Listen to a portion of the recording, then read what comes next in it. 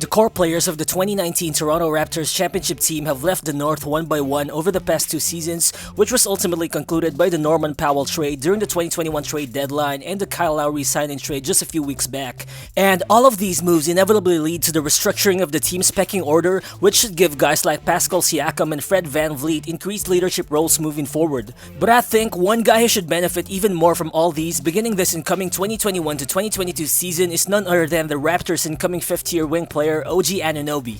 Well, Anunoby has already long been recognized for his elite defensive talent, but last season, his offensive game undeniably took major strides as well, which signals his transition into a more refined two-way role for the Raptors. As after averaging only 7.8 points on 6.3 shot attempts per game during his first three NBA seasons, last season, OG did put up almost 16 points, 5.5 rebounds, and 1.5 steals per game on a career-best 60.5 true shooting percentage with a super efficient 48, 39, and 78% shooting splits. And the thing is, OG did all of these, improving as an offensive weapon and as a facilitator while still maintaining a solid performance both as an on and off ball defender, which ultimately leads us to the question of, given the Raptors' altered team structure and considering how much growth it's had over the past few years, could OG Anunoby actually take a much bigger leap into borderline NBA stardom next season?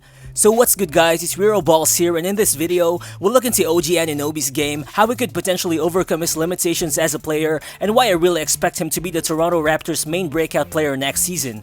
But before we move on, if you guys happen to enjoy content like this, please do give this video a thumbs up as it definitely helps the channel a lot. And like I always say, it only takes a second of your time, but it would be much appreciated. So let's get to it.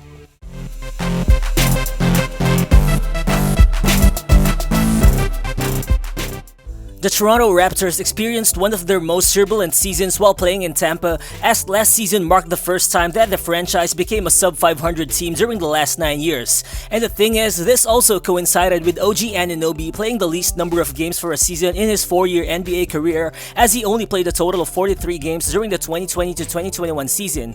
And I think these kinds of things actually contributed as to why a lot of NBA fans have slept on Anunoby's breakthrough. Well, for sure, OG isn't Kawhi 2.0 yet, and we don't know how competitive Toronto will be in a stacked Eastern Conference, but what's for sure is that another leap from this guy should propel the Raptors to a whole nother level, given how much of an above-average starter he was last season.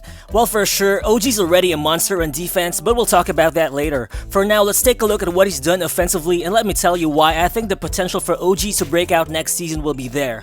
Well, last season, OG took huge strides in the offensive end, averaging career highs in points, true shooting percentage, and three-point percentage, while also attempting more than 10 shots per game for the first time in his career, as he averaged 12 field goal attempts per game. And behind that, OG also scored in double digits in 39 out of the 43 games he's played, while also scoring at least 20 points in 13 of those games. I mean, for sure, a lot of these were a direct result of Norman Powell being traded, but still, this was the first time Anunoby has reached this kinds of milestones in his career.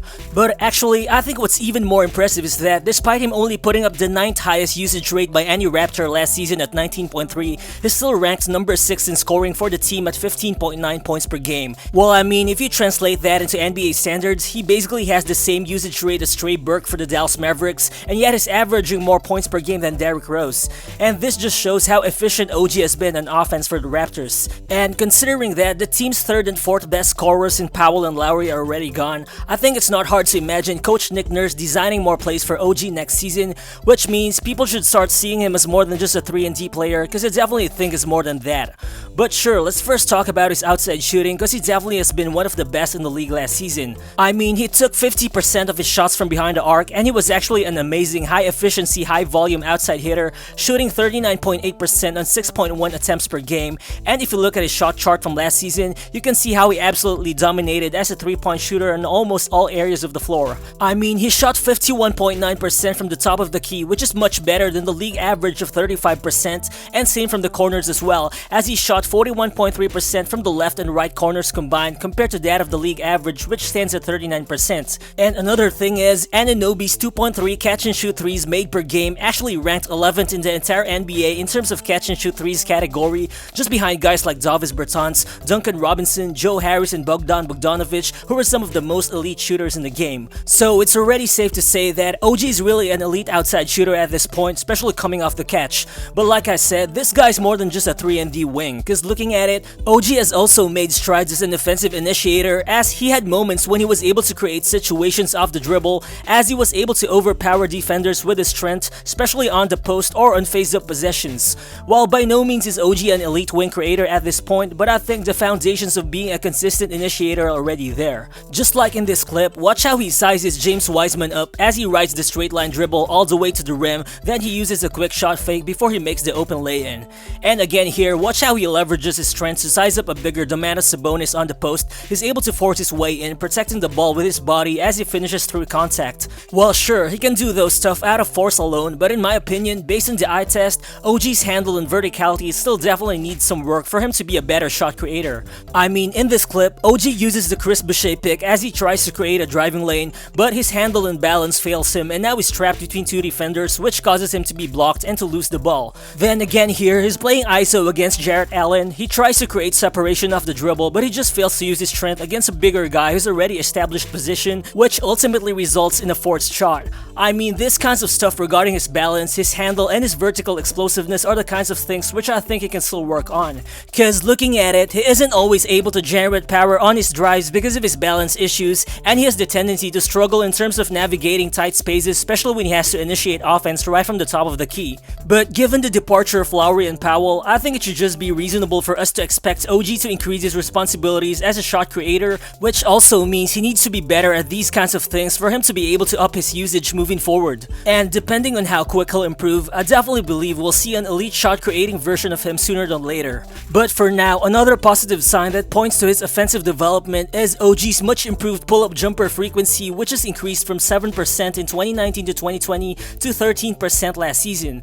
Overall, he attempted 42 attempts from the mid-range and made 40% of those shots, which are mostly pull-ups coming off screens or handoffs. But the problem is, those kinds of mid-range pull-up jumpers only made up 27% of his shot output last season. But no question, further increasing his mid-range pull-up rate should also open up more areas of his game, which should also help improve Toronto's mid-range shot production, as the team only ranked 28th in the league in terms of 2-point percentage last season. And again, like I said earlier, OG definitely has the offensive package, but depending on how well he can polish the other areas of his attack like his handle, his balance, or his verticality, I think he can really be an elite two-way star, and that's because of the outstanding defensive abilities that he already has. I mean, at this point, this guy already checks all the boxes that you need to have in an elite multi-positional NBA defender, as OG can defend wings and even some 1s and 5s depending on the matchup.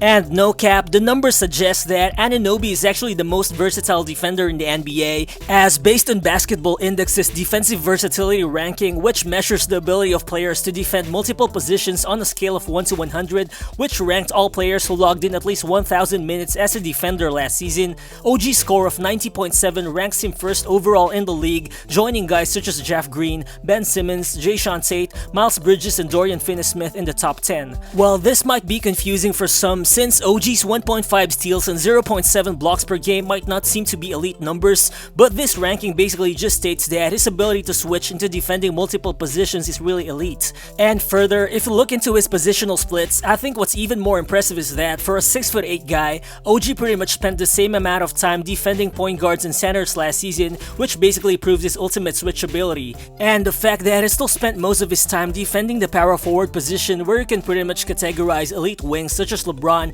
KD, or Giannis, makes OG's defensive talent and reliability quite undeniable. And I mean, it's not hard to see why the guy is just so good on defense even based on the eye test. For a 6'8" guy with his kind of frame, he's definitely someone who has great lateral movement, who's able to cover ground and effortlessly absorb contact at the same time. In this clip, watch how he's able to stay in front of an elite shot creator in Devin Booker. Despite countless hezzies and change of directions, he's able to maintain a low center of gravity as he ultimately challenges the jumper. Then in here, watch how he's able to stand his ground against a bigger Domantas Sabonis on the post, as his strong build and toughness causes Sabonis to force a bad shot.